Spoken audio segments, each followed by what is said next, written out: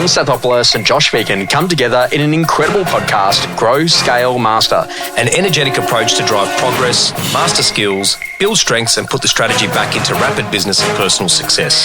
Backed by real-world experience in rapid scaling to playing the long-term game of business, it's the story of all the lessons learned on the journey to mastery. Be inspired, renew your energy and chase the future with Grow, Scale, Master. Con, there's the will and then there's the skill. Yeah. The will is willing to play by the rules, and then the skill, can they actually get the results? This comes from a guy by the name of Jim Clifton, and I get you to think a little bit about it. Like, let's define willingness. I love this. I heard this when I first started in real estate. John McGrath taught me this, will and skill. Actually, sorry, I lie. It wasn't John. It was Matt LaHood. Right. So Matt LaHood taught me will and skill. So what's willingness?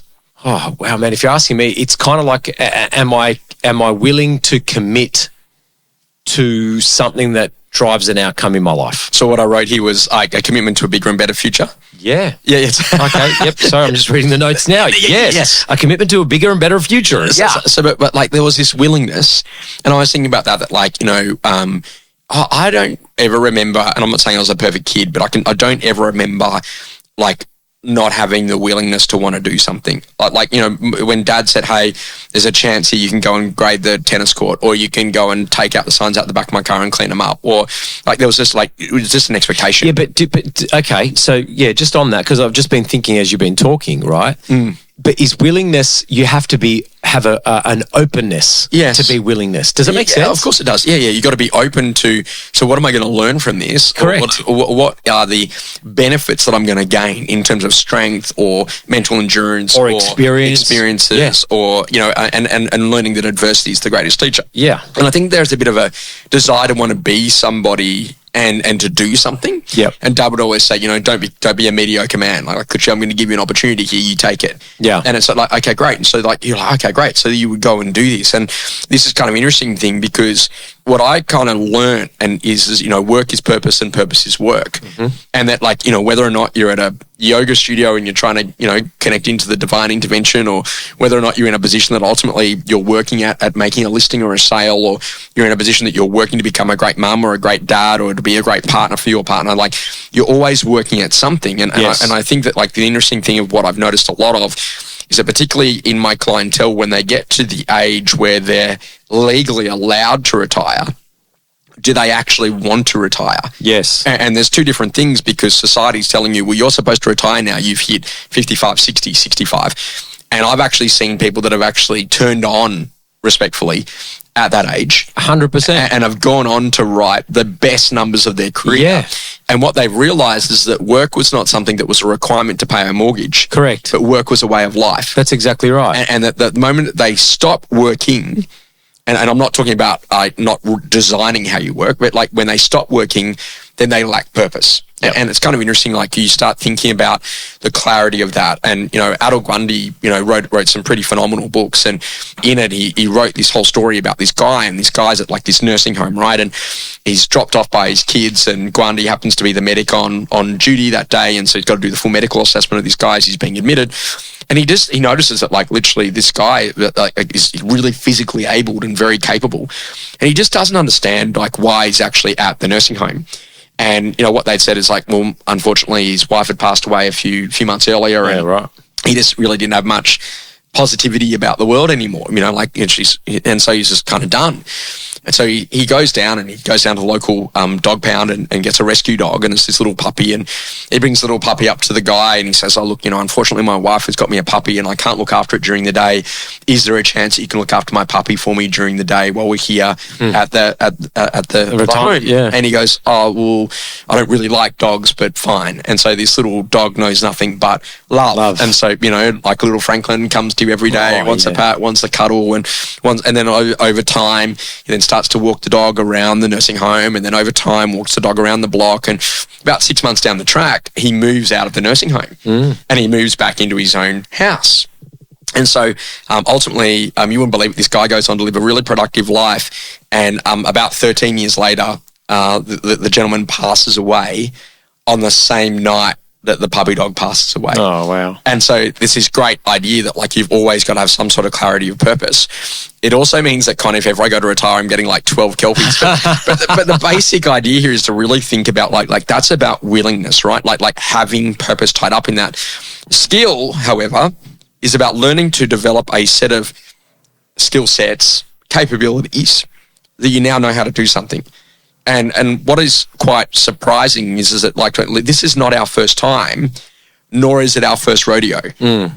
But when we think about that, if we actually spec out the specific skills and we actually teach those specific skills role by role inside the organization. So if you think in property management, do we teach someone great how to do a proper routine, how to do maintenance, how to whatever. be really good about customer relations, how to deal with conflict, all of that sort of stuff. And I was watching the Jefferson Fisher podcast the other day, and it was interesting because he's like, the first response is always a breath. Yeah. So it's like, Con goes, "Oh, Josh, I don't think that you're that good a runner." And then the second response is, "Say that again." Yeah, tell me more about that. And then all of a sudden you're like, I just don't think you're running that well at the moment. So you'll see that though. And then, okay, great. And Con, how did you want me to respond to that? And so what you're actually thinking about is that like these communication skill sets become massively important. Yeah. One of the things that is interesting is that when you look at the people that have really performed well or had exceptional growth in a month, in a year, in a career, there was definitely a willingness and then there was the skill set development, and then there's a willingness to continue both of those things.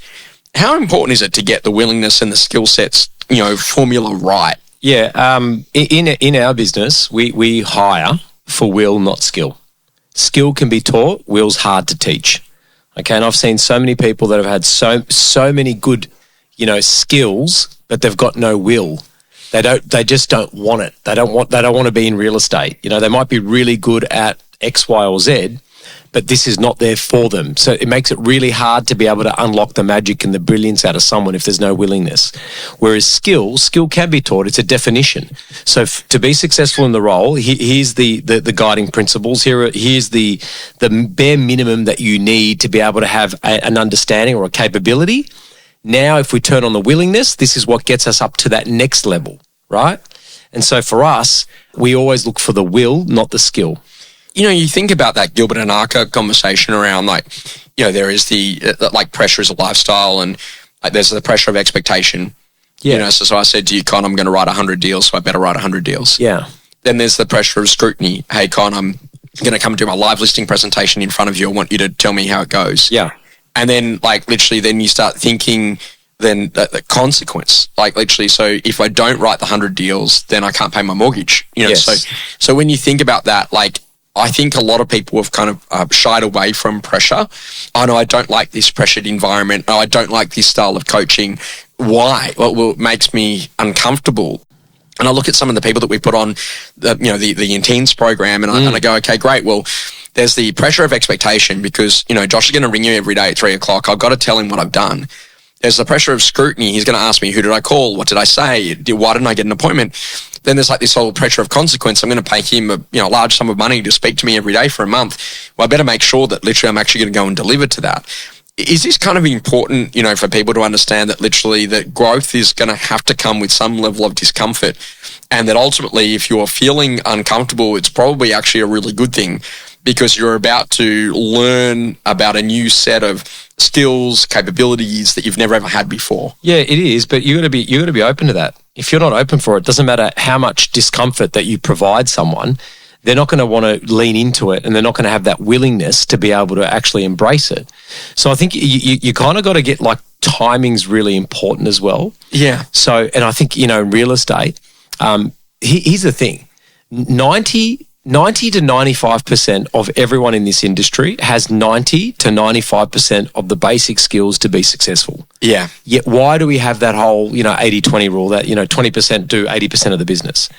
It's because those people hang out in that 5 to 10% rare air space. Yes. Where they have a willingness to want to be better. Yeah. They have a burning desire, whatever it is, the way that they grew up, whatever it is, they have a willingness to embrace the discomfort. And then that leads to skill acquisition. So I'm really good at listing, but man, I suck at, clearing auctions. Or it might be, my days on market are 72, I can get them done, but, my vendor manager. So these people work in the space where it's uncomfortable. It's also true that the people who are mentoring you, guiding you, teaching you, leading you, growing you, and sometimes those people are not in those titled roles, by the way. Yeah, that's exactly right. Have a way of communicating that gets you to raise. Absolutely. So, Con, I'm going to tell you this because I know you can handle it. I just love that as a saying. There was nothing else after that. I was just having a breath. You told me to take a breath. But think about what that little statement does. Yeah, correct. Con, I'm going to tell you this because I know you can handle it. Yeah. And then you're like, okay, I can handle this. I'm ready. Yeah, correct. Yeah, it's great. So when you think about that, like the pressure of expectation, consequence, and scrutiny, right? So I'll give you a basic example. Yep. I know that if I leave my home at 20 past 5 a.m. in the morning and I run, I can run into Circular Quay and be at Circular Quay at circa 6:05, Yep. which gives me enough time to grab a quick coffee and then catch the 6:15 a.m. ferry and be back on the shore here in Balmain by 6:25 a.m. Yep. To be back home by 6:35, then have a quick shower and be in the car by 6:50 a.m. heading into the city. Yeah. So I know that I can do that. Yeah. So the other morning I woke up and I'm like, okay, great, I'm going to go for a run. And I looked and I was in my running gear and it was 5:23 a.m. Yeah. I'm like, am I going to do this? Yeah. So the pressure of expectation. Yes. I need to do this. I've got to get there by that time. Otherwise I miss the ferry. And The pressure of consequence. If I miss the ferry, the next one's 6:45 throws out my whole day. Correct. And then all of a sudden the pressure of scrutiny. How is this per K rate going? Am I actually going to make it to make sure that I perform at my best? I love that. And I got a personal best that day. Yeah, I just love the simplicity of that. That's gold. I've just written it down as a note. Experiences that rapidly shaped you. Con, I was in this position, like when you have a big moment, and it was a big moment in my real estate career where I, had secured a listing and Dad had come with me and we'd won it, and it was the biggest listing of our business that year, and it was the biggest listing of my career to date at that time. And you wouldn't believe it. Like, we've got to a point where I'm out there and I'm, doing plenty of bar appointments on this place because we can't do open homes on it. And we do this bar appointment and I've jagged a buyer and, we're about to close the deal. And I happened to be in the car with Dad. We were going somewhere else and all of a sudden the vendor has got on the phone and has rang Dad directly. And all of a sudden he's like saying to Dad, he's like, look, I know that Josh is a really good guy and I respect him a lot as a salesperson, but, you must understand for me that this is a very big and important transaction and we're just a little bit worried that he's way too young, to be negotiating a deal of this size and this caliber.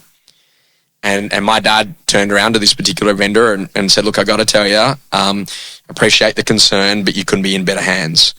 He goes, like, literally, when I'm there, they're going to expect that I'm going to negotiate. When they see him, they're not even going to think that he's going to have the level of skill, capacity, and desire to want to bring this deal together. There is no one better to handle your transactions, and with respect, we don't need me to be involved. I'll be on the sidelines and I'll watch, but I can absolutely tell you he will bring that deal together and it will be the best sales experience you'll ever have.